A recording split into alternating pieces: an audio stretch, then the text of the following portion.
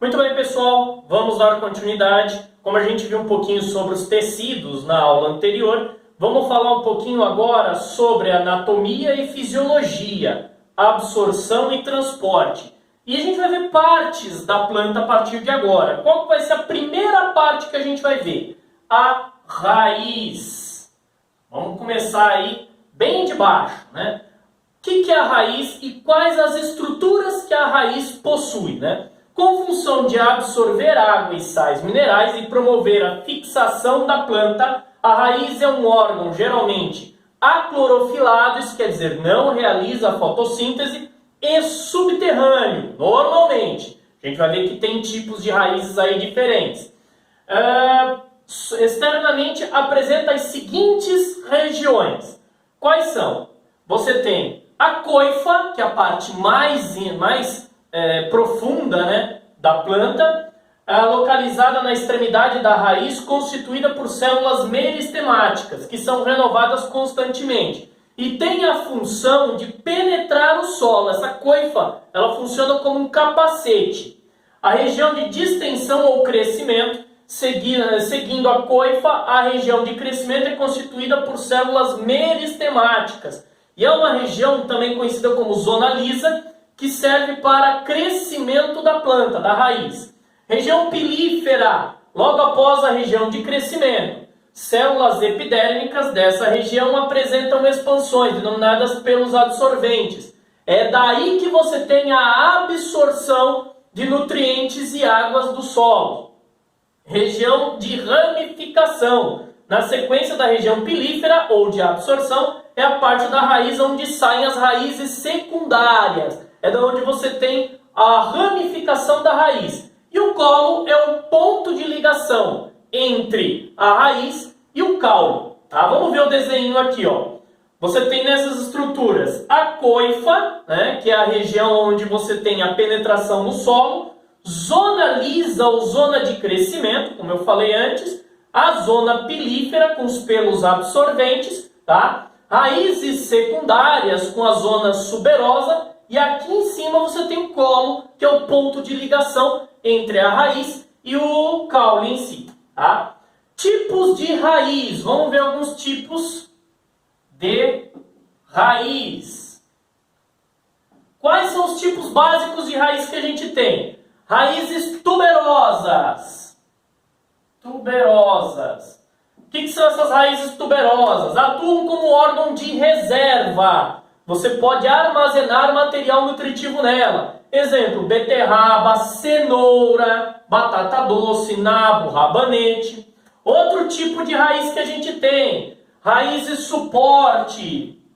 Suporte ou em escora, raízes em escora, comum nos manguezais. Partem do caule, melhorando as condições de fixação. Como a gente sabe, e eu já comentei com algumas aulas aí atrás, o solo do mangue ele é instável, todo mundo sabe disso, por conta do contato com a água do mar e a água do rio. Essa instabilidade impede que o vegetal se fixe no solo. E aí as plantas se adaptaram a produzir essas raízes externas que escoram a planta, faz com que ela fique mais fixa no solo. Tá? Além dessas plantas de mangue, o milho também apresenta uma parte dessas raízes também. Tá?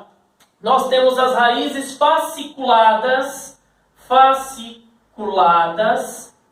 O que são as raízes fasciculadas ou em cabeleira? Quando não existe raiz principal. Esse daqui é um exemplo de uma raiz fasciculada. Aqui é um exemplo de uma raiz principal. Tá? Então esse daqui que é um exemplo da raiz fasciculada em cabeleira. Tá? Raízes tabulares. Vamos lá.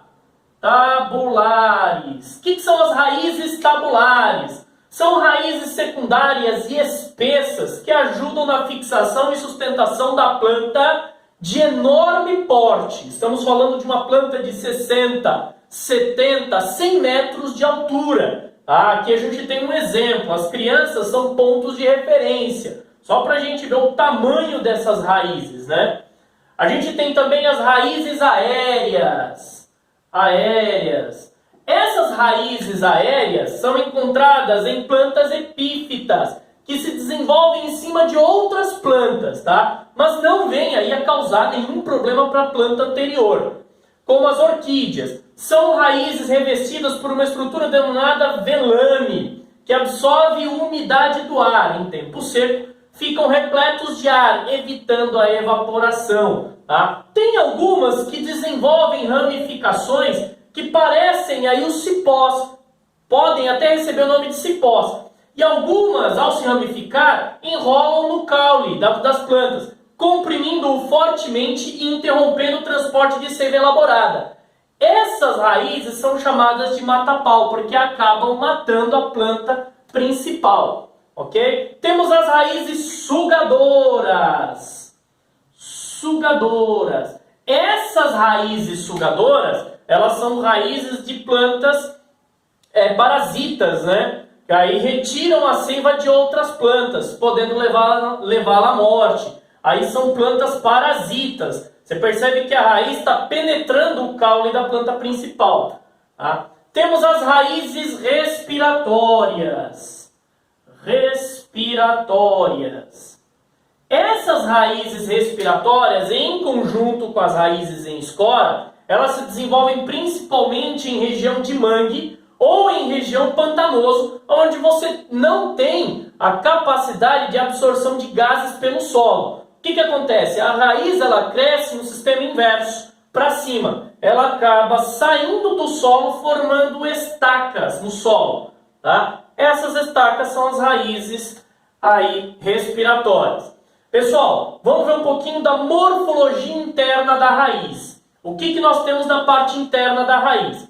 Ela é formada de meristema primário do embrião, então ela serve para crescimento alongado. Existem 3 regiões. A epiderme, que é formada de células vivas, sem superfície cutinizada, não tem cutícula. Lembra que a cutícula ela serve para impermeabilizar a planta. Se eu impermeabilizo a raiz, não tem absorção, né? Então não tem cutícula. Permite uma melhor absorção de água e sais minerais. Córtex, formado por parênquima cortical. Vamos relembrar o que é o parênquima. Parênquima é tecido de reserva, tecido que reserva material nutritivo. A camada mais interna do parênquima se denomina endoderme. A endoderme é formada por uma camada de células dispostas ao redor do cilindro central. Detalhe, essa camadinha próximo do cilindro central formam as chamadas estrias de Caspari ou Gaspari. Tá? Essas estrias elas vão dar aí a contagem do crescimento da planta. E o cilindro central, onde você tem a parte mais interna da raiz, que tem a formação aí dos vasos condutores, xilema e floema. Aí aqui, ó, a casca, onde você tem a epiderme, a exoderme, parênquima cortical, tá? Aqui você tem o parênquima medular, a parte interna do cilindro, né, o cilindro central. Aqui você tem xilema, você tem floema aqui nas lateraisinhas, tá? E por fim a estrutura secundária da raiz, presente somente em plantas com crescimento secundário. Isso quer dizer, crescimento em espessura, são as plantas mais desenvolvidas, como é o caso das angiospermas. O crescimento em espessura da raiz ocorre graças ao aparecimento de um tecido secundário, o câmbio. As células do câmbio, por sucessivas divisões, vão formando aí vasos secundários bem desenvolvidos. Você percebe que as linhas de Caspari, elas começam a ficar mais expostas, mais claras. Você tem um córtex mais desenvolvido. Você tem o xilema interno e o floema bem separado. Beleza, pessoal? Encerramos mais uma aulinha aqui. Até a próxima!